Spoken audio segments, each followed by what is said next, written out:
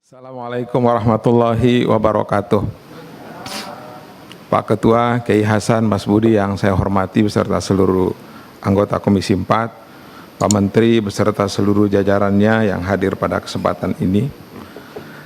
Saya, Pak Ketua, saya sengaja mengambil posisi setelah Kakak Ansi, ya kan? Setelah dia satu laut soalnya, ya kan? Satu laut Flores kita, ya kan? Nah, saya mulai bahwa mendengar pidato Pak Jokowi, Presiden Republik Indonesia, pada pengantar nota keuangan tanggal 14 Agustus, beliau sudah mencanangkan bahwa nilai tukar nelayan pada APBN 2021 adalah 104. Februari NTN kita itu turun 0,65 atau 0,79% dibanding dengan Januari. Artinya posisi per Februari nilai tukar nelayan kita ada pada angka 100,6. Kita butuh 4 poin untuk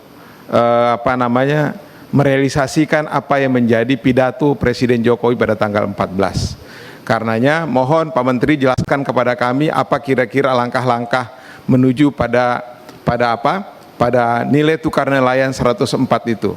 Karena kalau sudah bicara tentang nilai tukar nelayan, maka semua program 2020 ke bawah tidak boleh lagi di copy paste pada tahun 2021. Karena sampai 2020 orientasi kita masih produksi, Pak Menteri. Tetapi kalau sudah bicara tentang nilai tukar nelayan, maka kita bicara orientasinya adalah seberapa besar kita bisa mensejahterakan petani dengan anggaran 6,6 itu. Nelayan. Bukan petani. Nelayan, nilai tukar nelayan. Nah, karenanya Pak Menteri, Pak Ketua yang saya hormati, saya berdiri sejajar dengan Kakak Ansi Lena bahwa saya mendukung untuk kita menambah anggaran porsi ini, karena jangan sampai kita mengeluarkan hashtag, mengeluarkan tagline segala macam itu di laut kita jaya, terus Indonesia negara luas pantai terpanjang segala macam, tapi anggaran perikanan kelautan itu cuma 6,6, ya kan? Jauh dibanding dengan marka darat seperti sudah diulas sama itu. Nah, kenapa saya sampaikan ini di depan Pak Ketua? Karena saya ragu dengan apa yang dipaparkan oleh Kementerian Kelautan ini. Pada slide nomor 6 kita bisa melihat sama-sama bahwa dukungan manajemen, anggaran untuk dukungan manajemen itu lebih dari 50%. Dan yang paling rendah adalah nilai tambah dan daya saing industri perikanan. Dukungan manajemen itu 3,5 triliun, sementara untuk peningkatan nilai tambah dan daya saing industri itu hanya 289 miliar. Nah, ini berarti bahwa Kementerian Kelautan Perikanan belum serius untuk melakukan industrialisasi di sektor perikanan. Ya, menempatkan program nilai tambah dan daya saing industri pada paling buncit itu menunjukkan bahwa KKP ini belum serius dalam sektor perikanan. Padahal berdasarkan survei Bappenas, potensi untuk pada sektor peningkatan nilai tambah dan industri di sektor perikanan ini mencapai 108 triliun per tahun. Karenanya saran saya Pak Ketua, Pak Menteri, adalah bagaimana kita melakukan relokasi, ya, agar pada program nilai tambah dan perikanan dan daya saing industri di sektor perikanan ini bisa ditambah anggarannya dengan melakukan penghematan di bidang dukungan manajemen dan sektor-sektor yang mungkin tidak berpengaruh kepada kesejahteraan rakyat. Yang berikutnya pada slide nomor 7, ya, kita melihat bahwa saya membandingkan antara Dirjen Perikanan Tangkap dengan BRSDM. Ya, saya tahu ada gaji di sini. Ya, bahwa perjanjian tangkap itu hanya 763 miliar. Sedangkan untuk dukungan manajemen pada SDM itu ada 1,6 triliun. Kondisi nelayan kita tadi sudah digambarkan karena kami satu garis pantai. Masyarakat kita, Pak, masih butuh alat tangkap. Masih butuh keramba, jaring apung, bukan hanya untuk budidaya, untuk tangkap pun, ya. Itu karenanya saya mengusulkan kepada Bapak Ketua, mari kita mengajak menteri ini, Pak, untuk berbicara menghitung BNPB khusus untuk lobster. Karena saya di garis pantai di Samudra Indonesia di bagian selatan itu salah satu sentra lobster, Pak. Butuh dukungan alat tangkap, butuh ya seperti perahu, kerapa, jaring apung, segala macam itu. Nah, tentu juga kita harus berdampak kepada pendapatan daerah. Nah, berikutnya Pak Ketua, di slide nomor 9, ya, di slide nomor 9 saya melihat ada pengurangan volume satuan dari gemar ikan. Ya, ini cuma 50 lokasi Pak Ketua. Ya, anggota komisi aja 54. Ya kan? Ya kan? Nah, dalam 54 itu di satu lokasi, di satu dapil itu ada 3 anggotanya, ada yang 2. Nah, karenanya ini perlu diperbanyak untuk meningkatkan gizi, meningkatkan imun masyarakat di saat pandemi ini. Gemar ikan ini ditambah Pak Menteri. Insya Allah teman-teman Banggar di Komisi 4 mendengar itu, mudah-mudahan usulan Pak Menteri bukan hanya 3,3, saya mengusulkan tambahan 5 triliun untuk untuk kementerian ini, agar gemar ikan, agar peningkatan industri, nilai tambah itu bisa kita cover. Nah, di samping itu juga saya mengusulkan, karena saya belum melihat di sini, saya ingin membuat sebuah contoh atau pilot project Pak Menteri dengan judul penguatan ekonomi melalui pengembangan kawasan minapolitan berkelanjutan di wilayah pesisir dan pulau-pulau kecil. Nah, khusus pulau-pulau kecil ini saya tidak banyak mendengar Pak Menteri mengelaborasi ini, padahal pulau-pulau kecil ini terutama di bagian timur itu Maluku Utara, Maluku, NTT, NTB, ini adalah daerah-daerah kepulauan yang banyak sekali dan kita punya dasar hukumnya, punya undang-undangnya, tetapi dalam konteks anggarannya belum banyak diperhatikan.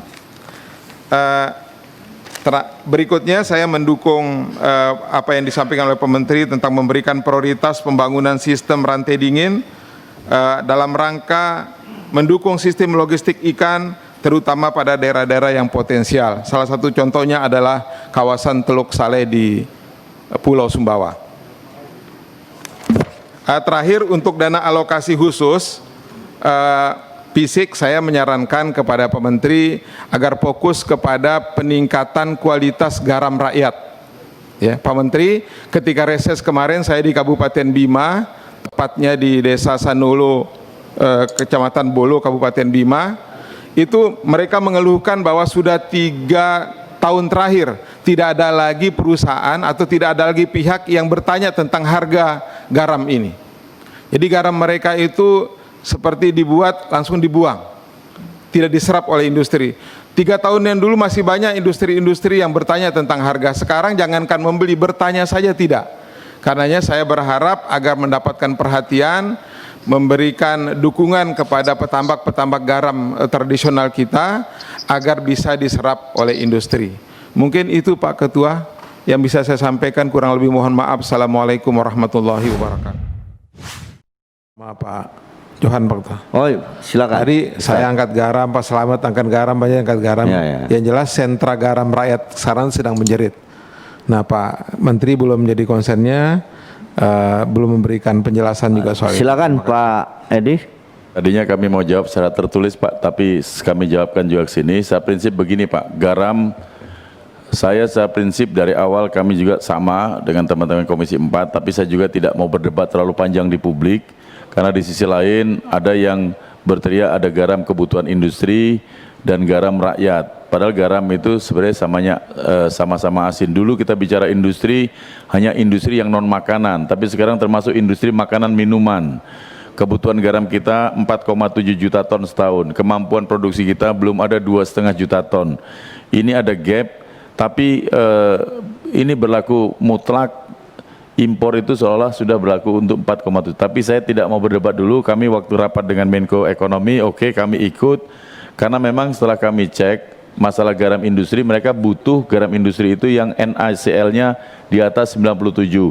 Tugas kami sekarang Pak Ketua dan teman-teman anggota Komisi 4, kami ingin garam industri yang dimiliki rakyat sekarang, garam rakyat ini akan kami tingkatkan kualitas NaCl-nya menjadi 90, di atas 97, karena kami sangat yakin, saya sangat yakin apa yang disampaikan oleh Pak Slamet tadi dengan garamnya ini mungkin itu pasti di atas 97. Sama halnya yang pernah kami lihat di beberapa daerah dari kunjungan kami tentang garam. Makanya di PRL program kami itu untuk penguatan stimulus garam-garam rakyat untuk menuju ke 97. Di samping itu kami juga ingin menurunkan harga produksi garam. Harga produksi garam itu terbesarnya adalah ongkos angkutnya. Ongkos angkut garam ini ada di kesulitan orang membawa garam dari hasil panen. Kenapa? Rata-rata tidak ada jalan besar. Nah, ini yang kami sedang mendata, dan mungkin kalau ada masukan dari Bapak Ibu semua daerah-daerah garam, mungkin Bupati atau yang Bapak Ibu kenal yang tahu, kami kami mohon untuk diberitahu, karena untuk kami sampaikan ke Menteri PU untuk dibangunkan jalan, Pak. Tapi dengan catatan tidak boleh lagi ada pembebasan lahannya. Jadi jalan yang siap dirapikan untuk diaspal, untuk dibangunkan jalannya. Menteri PU siap, sehingga dengan ini diharapkan akan menurunkan ongkos angkut. Sebagai misal, waktu dulu kami disampaikan satu karung itu harus 12.500, padahal satu karung isinya cuma 50. Ongkos garam, harga garam sendiri cuma 500 sampai 600. Ini yang kita mau supaya margin antara biaya dengan keuntungan itu ada beda yang cukup besar. Di samping itu kami sudah cukup maju dengan geomembran yang dilakukan zaman Ibu Susi dulu, tinggal kami ingin perbanyak, karena buktinya satu hektar itu dulunya hanya 80 ton, sekarang sudah sampai 140 ton. Jadi ada peningkatan yang sangat signifikan, lebih dari 50%, Pak Ketua. Jadi ini yang kita dorong, dan begitu nanti waktunya kita sudah siap untuk menyampaikan ke seluruh stakeholder di sektor perindustrian bahwa kita punya garam yang di atas 97 NaCl-nya. Jadi kita sudah berani untuk ngomong silakan impor yang di luar kebutuhan yang ada di dalam negeri. Ini saja. Jadi sambil berjalan kami terus akan meningkatkan kualitas dan kuantitas jumlah garam Indonesia. Terima kasih.